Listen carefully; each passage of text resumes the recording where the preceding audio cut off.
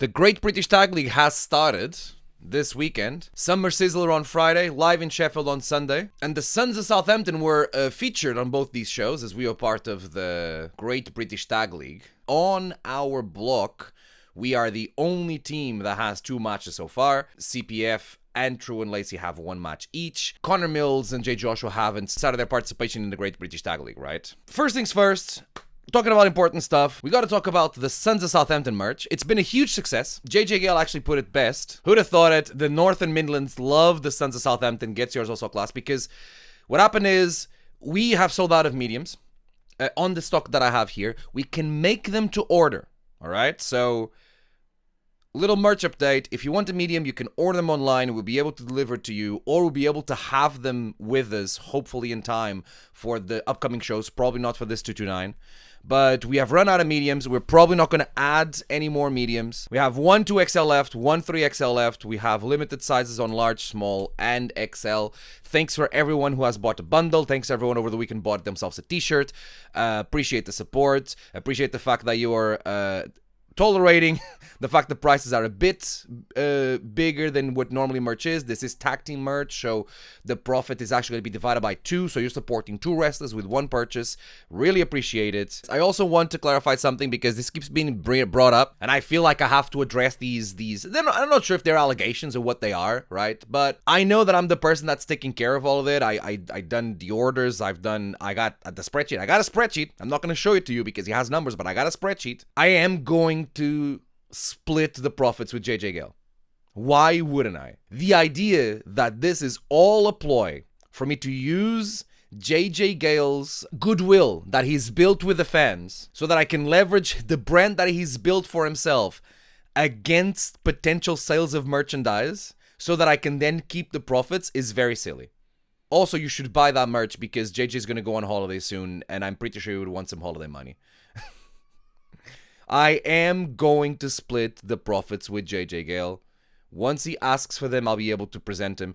I think we are starting to profit now. I think we've paid for all the costs and we are starting to profit. I will know for sure as tomorrow I send the last of the bundles that people have ordered when we put them on sale, which I appreciate that support, gang. But yeah, that's going to happen, okay? That was the first time I wrestled at the Hangar on Friday. I was very impressed. I've never been to the Hangar in Wolverhampton before the pandemic when it was run by Fight Club Pro. When RevPro ran the Hangar the first time, I really liked it. I think it was a really nice crowd. And yesterday, even though I was a part of that show, Friday was the first time that I wrestled at the Hangar.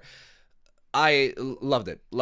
Tremendous crowd. I think it's a really cool. I said good and cool at the same time. I think it's a really cool hotspot for FPro. I'm hoping, and obviously we got Fantastica Mini coming around, which I'm hoping to be a part of. I think it's a really nice hotspot for FPro, and I am looking forward to that continuing. The Hangar crowd is making up for the Coventry crowd's Coventryness. Hey, Tiz, I met you in Coventry. Maybe you're the problem. David, are you sure you want to work Fantastica Mania? Yes, I am. I am certain I want to work Fantastica Mania. It's okay. Or if Amir does it, Fantastica Maga. No, I was trying to see if there was a way to put Maga in the middle, but no. It is a shame that Amir is just, Maga. But love Wolverhampton, love the Hangar. I am so looking forward to continue to be a part of it. I think the crowd was great. I mean, as you're gonna see, they welcomed me with open arms. Of course they did, and it is very interesting, just like it happened in Sheffield, as I'm going to talk about in a second, that this idea that only Southampton cares about David Francisco is slowly being proven wrong. I knew that this was the case, but it was about time people were able to actually see it, as opposed to me just coming here and sitting on this chair and telling people of that, right? Tismetis says, still can get over Mercedes calling Wolverhampton cute. Is that the same Wolverhampton? Let me give you a peek behind the curtain a little bit. I was asked on the day of Wolverhampton to pick up Mercedes and Beast Mortos from the hotel they were staying at. And it was like a 15-minute drive from the venue. It was a beautiful, picturesque, super traditional, like, I entered and I'm like, the coolest, most beautiful, like, traditional British pub and hotel. Like, I saw it, and the venue was cute. It was a really cool, cute place. and the cities. I'm sure she was also there's good things in Wolverhampton. Maybe you don't get to see them because you're just so used to them, right? But they can be different. Country home. That's a very good way to put it. Exactly. It's a country home. And yeah, like network, same thing. I'm going to show you how behind me and the Sons of Southampton the network was. Obviously, we even got gifts at the network. There is a huge pocket of fans in the north that are very into, and they're part here in the chat as well. They're here on the streams, but even just like on Twitter, on Instagram, I can tell that there is that, and I've been able to make a connection with that area of the country as well. It's interesting how RevPro has these localized, they used to be before the pandemic, you would have traveling fans and the pocket of fans tended to be always the same. Now there's been a very interesting development of localized audiences that come to the same shows. I've noticed the reaction online by people that went to the show and like the Wolverhampton show, went to the show and liked the show.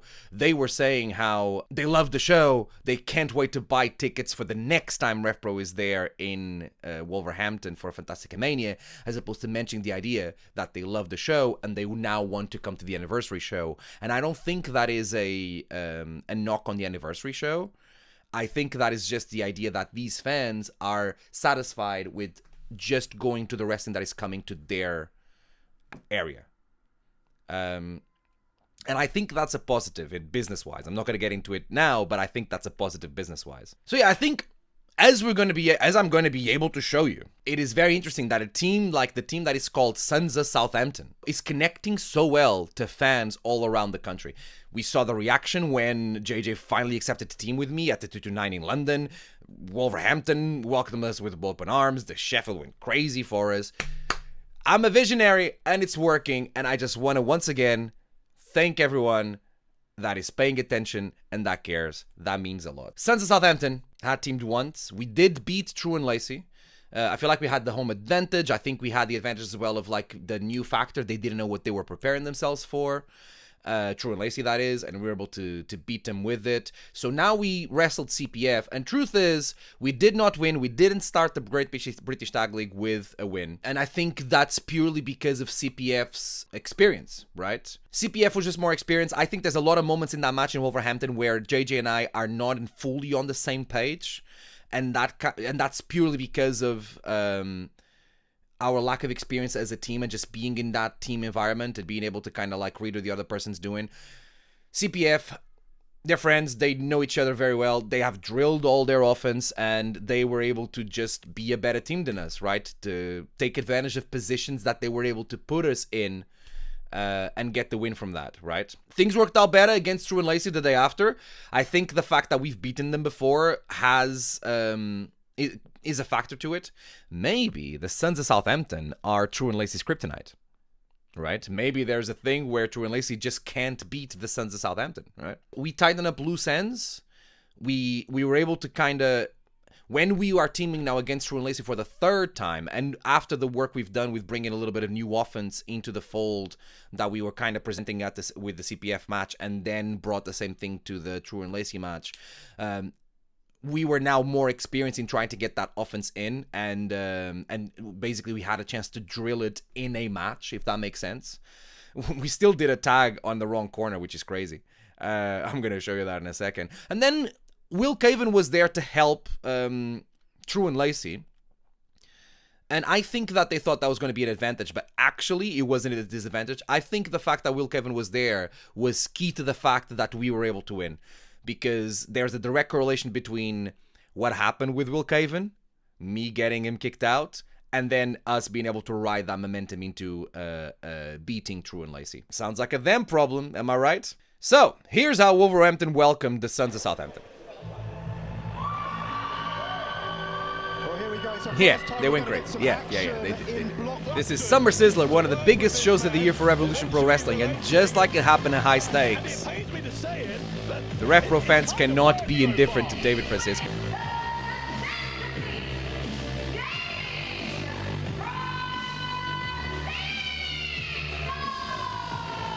Mixed reaction. I understand I'm a bit of a controversial wrestler, and I kind of like revel in living in that moment. But you can't really doubt David Francisco's credentials.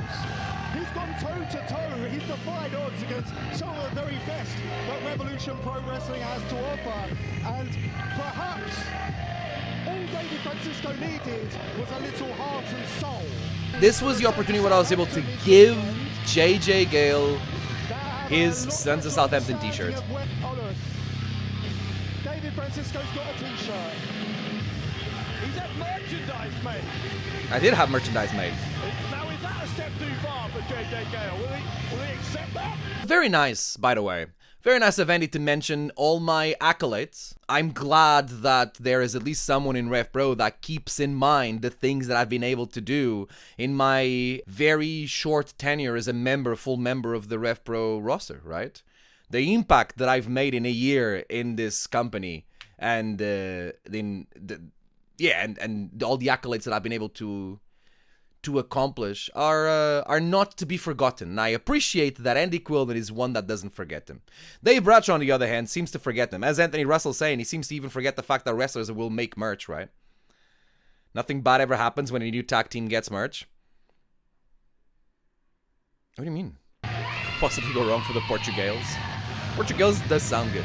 It's not gonna be the name of the team, but it does sound good. Look at this synchrony, right? I'm letting him also like get all the adulation of the crowd and everything. Look at this synchronicity.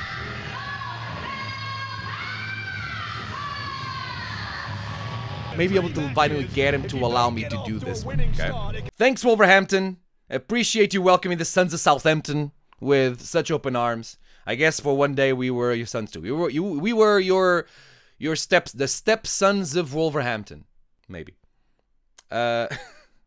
JJ was still kind of like working a lot for himself. You can watch this full match on RefProOnDemand.com, by the way. But I needed to get in, and we needed to kind of work together, and we did. It was very successful. Look. AJ Gale absolutely scintillating this Friday night in Wolves.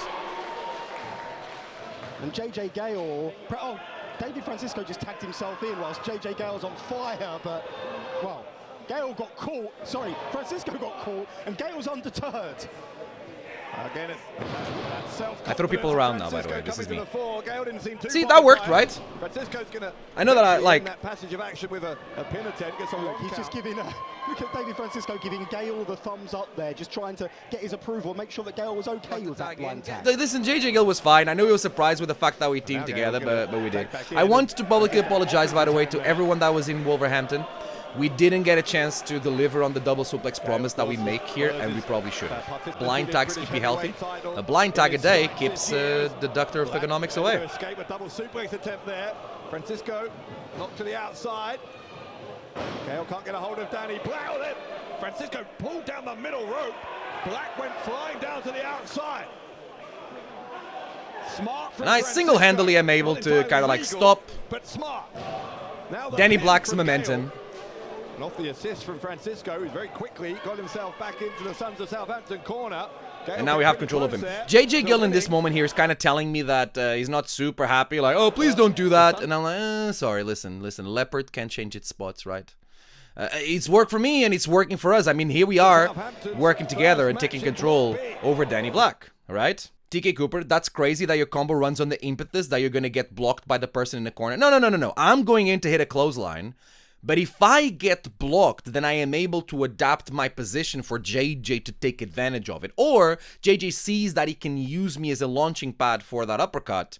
And now, obviously, it's a thing that we know we can do. It's like a plan B if plan A doesn't work.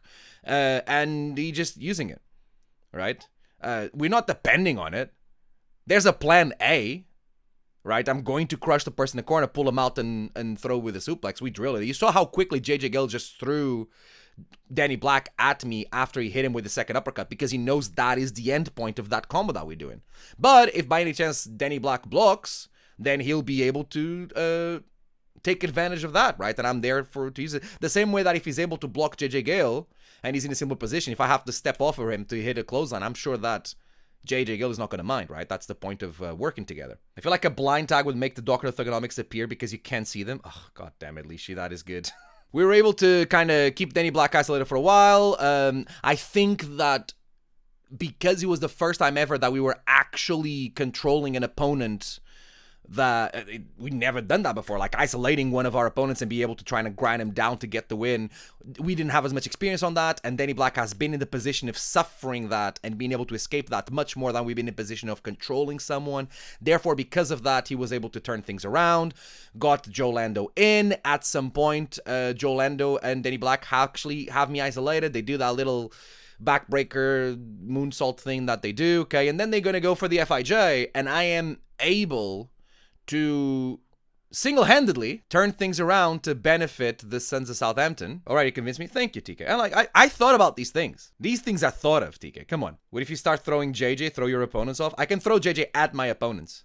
Do you have a move like that? No, I'm only holding my opponents for JJ to throw himself at them.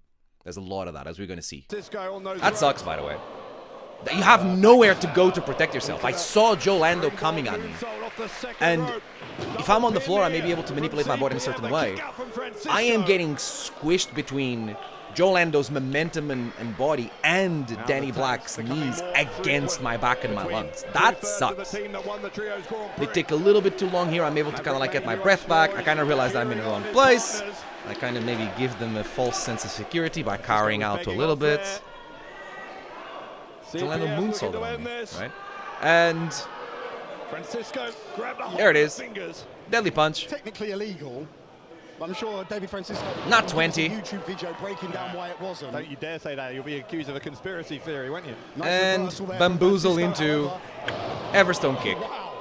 JJ sees the opening is there. I am able to see that as well. He says a lot of things, Francisco. Here's our combo. Love this combo. We kind of changed it a little bit because this worked with True and Lacey last time. Ruckus into Swanton. JJ didn't fully hit that Swanton, just enough with his upper back and head. But I think that if he was able to manipulate his body to land a little bit more on him, we would be able to get the win there. We drilled this one. We worked together a bit and talked about it and drilled this one. But you can see the lack of chemistry that we still kind of have as a team, which I think is normal at this stage, because the way we drill it is if I am in the corner, I get tagged, then place our opponent in that corner so that I can go around. You can throw them into our own corner, and then we don't give them enough space to recover and see what's coming. I can hit the Eziguri immediately, right? But really does show some resilience. JJ turns him around, gets a bit confused on the ring and positioning, and this drop kick comes in the wrong corner. Joe Lando's still not able to protect himself from the Enziguri to then set up for the electric chair position, but this is the kind of detail that an experienced team that like CPF don't even have to think about, but JJ and I still have to get used to it and think about it a lot, right? If nothing else, just the idea that when we're singles, and obviously JJ Gill is a singles wrestler, I'm a singles wrestler mostly, it doesn't matter what corner you do things on, but when you're in a tag team, that now becomes a factor. The idea that there are some corners that are good and some corners that aren't and you want to stay away from, and that changes depending on what's been happening in the match. That's a lot to keep track of. There's more people to keep track of, more circumstances to keep track of, and we are going to have to get used to it. Anyways, this is cool, and you can see again here, JJ's basically having to ask me to reposition myself because I was too close for what we're going to go for. It's this kind of things that still aren't fully oiled up and loose and synchronized properly, right? Anyways, this is cool. From JJ Gale, the cyclone uppercut off the shoulders of Francisco, who hooks the leg on Lando. Danny Black just... It's been a while. Danny Black able to surprise us. I think Gale was defending the wrong area of the ring. Maybe he was still looking for him. Didn't see him coming from the other side.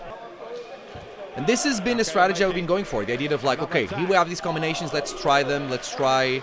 And let's just keep changing in and out. Let's use the number advantage. Let's use the numbers game to our advantage. Danny Black was able to see it coming. He saw that at some point he was going to go for the Gale Force. I think JJ makes the sign, right? There you go. Yeah, JJ makes the Gale Force sign. He always does this before he hits the Gale Force. And when you're in a singles match, it doesn't matter. When you're in a tag team match and there's another person that can be there and see what you're planning, then he'll be able to counter it by catching you by surprise. And that is clearly what Danny Black did here. Francisco holding him in position. Smart from Danny Black. Absolutely smart. Great team. That was a punch right to the back of the head. Followed immediately by that. Right on the money. Kick there from Danny Black. Things kind of turn into chaos a little bit. Again, CPF have more experience in situations like this as a team. Maybe if it was just a scramble or something, I would be able to get the upper hand on it. But positioning, like luring their opponents into the right place, it keeps on happening. And I am used to that as well, so I was able to catch Joe Lando by surprise with this line. I went from a dropkick. Danny Black just quicker this time. He's insane, by the way. Look at this. How can you protect yourself to being stunned on the floor? I haven't drilled myself for that. Or like having that stunner come from a weird position where it comes between the second and the bottom rope. There's nothing I can do to stop that. And JJ was positioned in the right place. FIJ. And they get the win.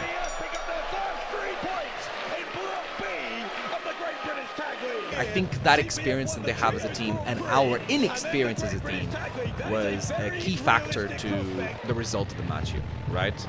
I went to check on JJ while at the same time giving him space. And what he's saying here is that, hey, listen, it's okay. It's 3 points. We can get more points.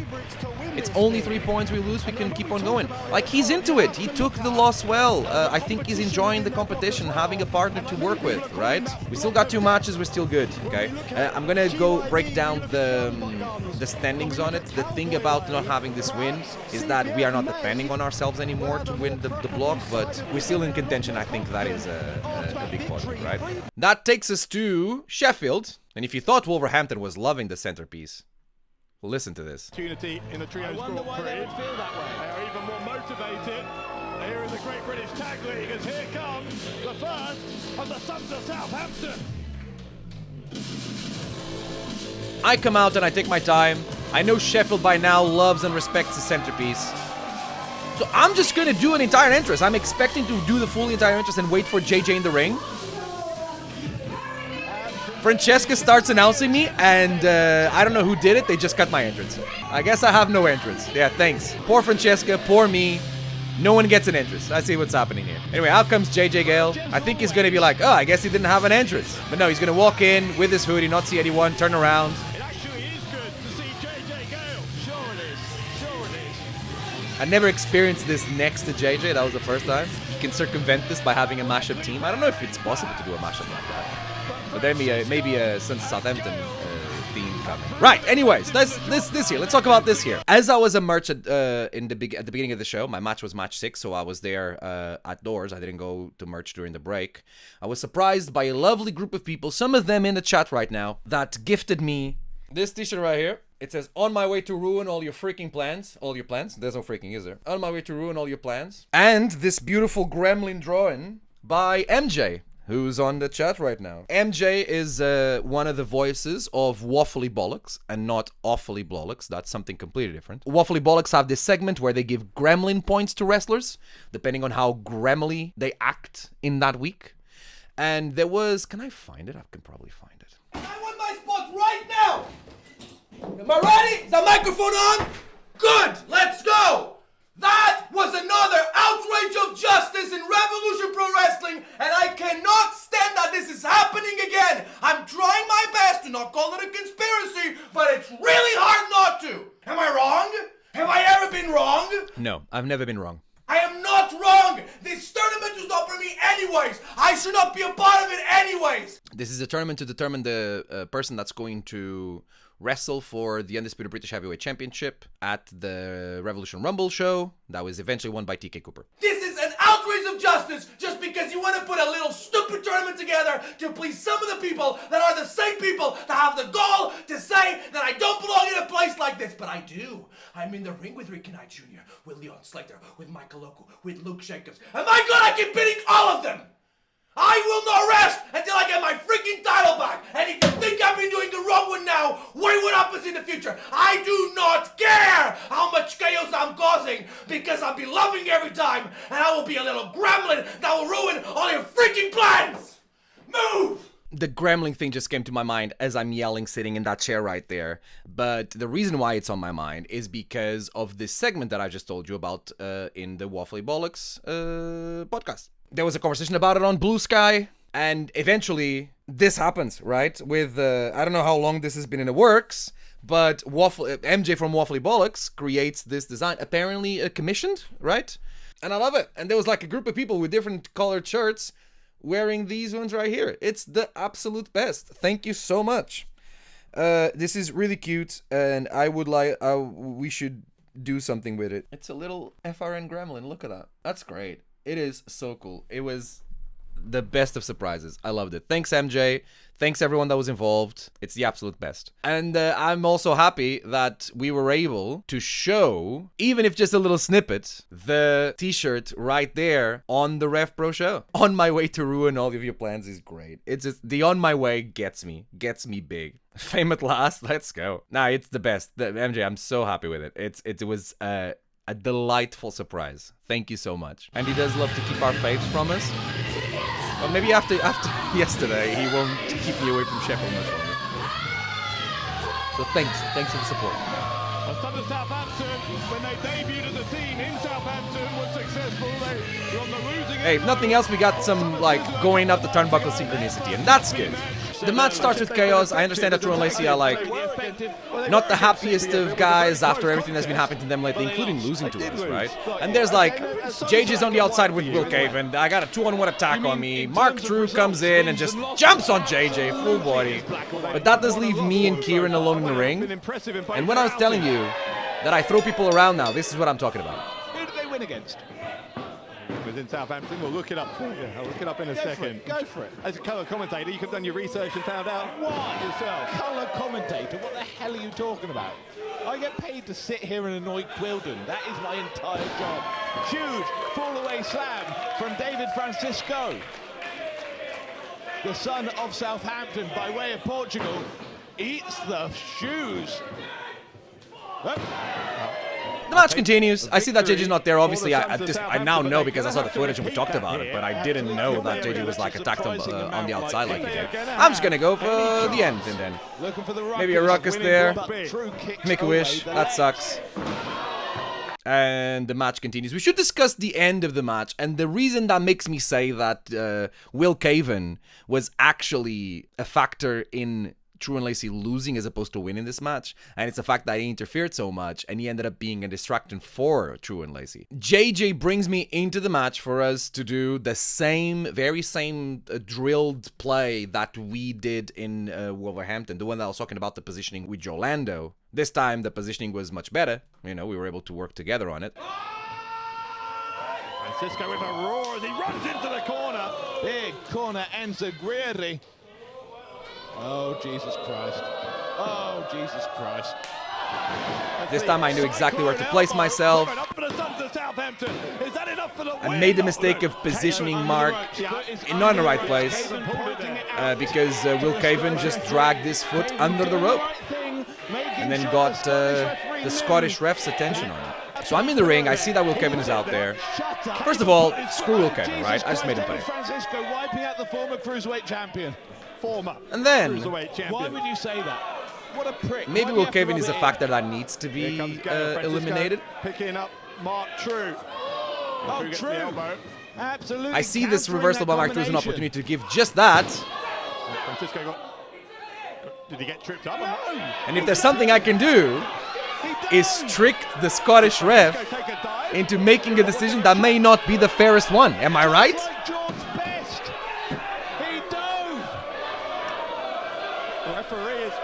Just like Roberto Baggio, he dove. Referee came out, absolutely being fooled, hoodwinked by the actions of David Francisco. Using Mark Drew's and Kieran Lacey's emotions against them, got them very angry, caught them where they didn't want to be caught. Oh, roaring uppercut, Rainmaker. Double supers. I didn't get any of that super kick, by the way. That was all JJ. Southampton. What is this? The looks of blue steel in their eyes. That's strong London behavior. Listen, I never claimed to be a good guy. I'm just really smart. Oh yeah, we tagged on the wrong corner, by the way. I missed that. I'm gonna go back to see it. Telling me about this maneuver. Jesus, the Francisco force from the Sons of Southampton get the 3 count. Here's a good example of how we are still not like a very a good team. We're not used to these tag team matches.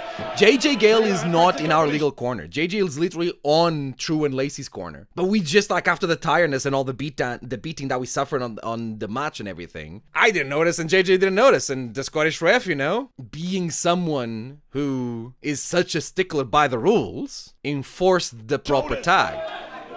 Which I respect, that's all I want. And he told JJ, hey, I know what you're doing, the tag isn't legal, you got it, or else I'm not going to be able to count. I appreciate him being a stickler for the rules this time. But it's okay, Mark True was out.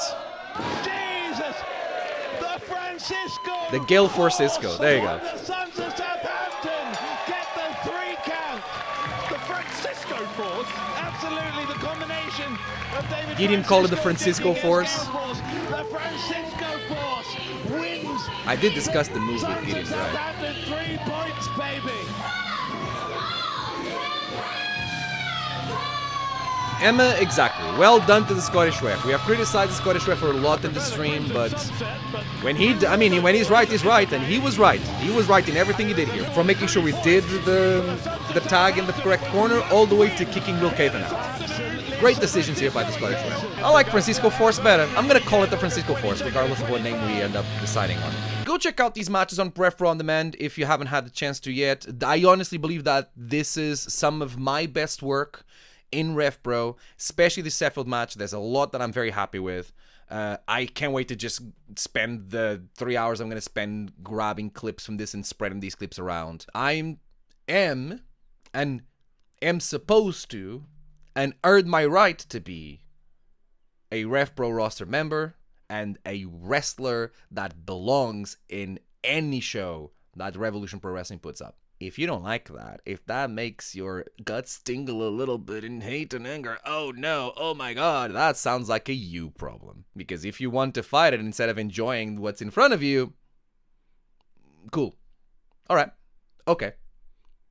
Continue to Daniel Bryan at Royal Rumble yourself. Continue to do that. Gremlins don't have hair, that's Mogwal. Wow, okay, Mark, now we're being pedantic about Gremlin lore. With all of this, with these results and these matches over the weekend, where does that leave the Block B standings? And specifically, where does that leave the Sons of Southampton's chances of winning Block B and going to the finals of the Great British Tag League? From these people, we, the Sons of Southampton, are the ones that have had the most matches, right? We had 2 matches, we only have 1 match left. CPF have 1 match against us, True and Lacey have 1 match against us, Mills and Joshua have not had any matches, they have to have matches against the 3 of us, and then True and Lacey still need to wrestle each other, and that is the matches that are left in the Block B, okay? We have 3 points, CPF have 3 points, okay?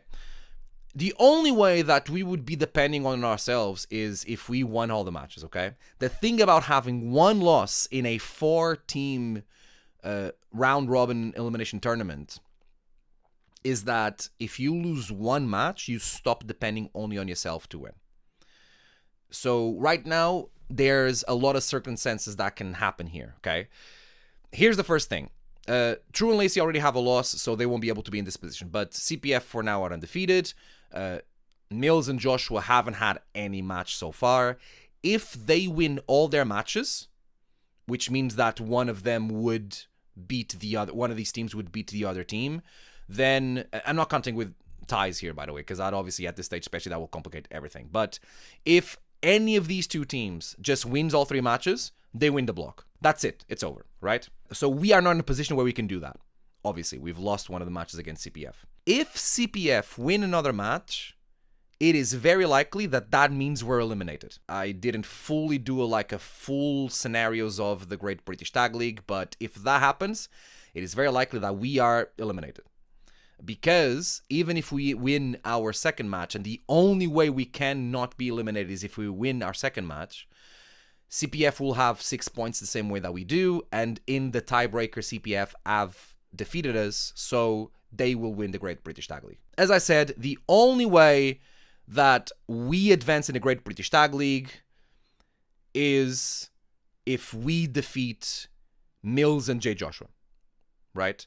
We have to beat them to win the Block B of the Great British Tag League. Another thing that also needs to happen is that if CPF lose another match and we defeat Mills and Jay Joshua, then obviously we will just advance because the tiebreaker won't come into place, right? So we are really rooting for at least one of these teams, either True and Lacey or Mills and Joshua, to defeat CPF, because if that happens, that will increase our chances of being able to win the B block, right? And then there's a few situations here when it comes to True and Lacey, right? If True and Lacey, they have one loss, but they can still have 2 wins in the block, okay?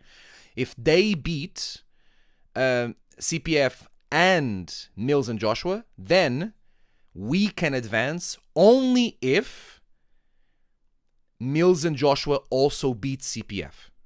If CPF beat Mills and Joshua, even if we also beat Mills and Joshua, or if True and Lacey end up like also having like 6 points, then we are eliminated, right? CPF have this advantage over us, so there has to be something to balance that advantage out for us to proper be in the running, or be a bit easier for us to win, like have less circumstances having to happen for us to be able to win the block, okay? So True and Lacey defeat both CPF and Mills and Joshua, and Mills and Joshua defeat CPF, we will, and we also defeat Mills and Joshua, then we win the block. But if it's the other way around, if in this scenario I'm talking about CPF defeat Mills and Joshua, then we don't win the block. Then CPF, in that case, will win the block there. So still a lot to happen. There is one more match for us, and in general in this block there is 1 hour match, and then 2, 3, 4. There's 4 matches in the block left. I will continue to update the block here as we keep on going. I just want to say that I think that all things considered, this was a very good start for the Sons of Southampton. This is the vision that I had, and I am very happy. I'm not able to show you yet. I'm sure that's going to come out over the week, but the 2 backstage interviews that we did, usually Ref Bro will do backstage interviews on every show.